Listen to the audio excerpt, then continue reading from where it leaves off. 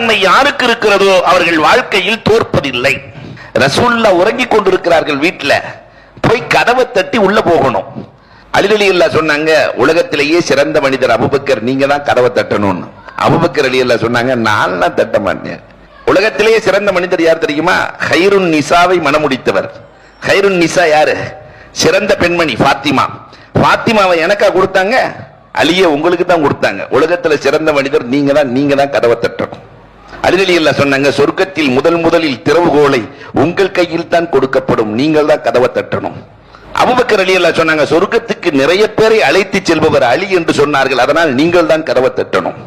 ஜிப்ரீலே இறங்கிட்டாங்க, ரசூலே ஒரு காலத்துல அவங்க கதவை தட்ட மாட்டாங்க, நீங்களே போய் கதவை திறந்து விடுங்கள். என்ன வாழ்க்கை வாழ்ந்திருக்கிறார்கள். ஒருவரை ஒருவர் உயர்த்தி பிடித்த சூழல்.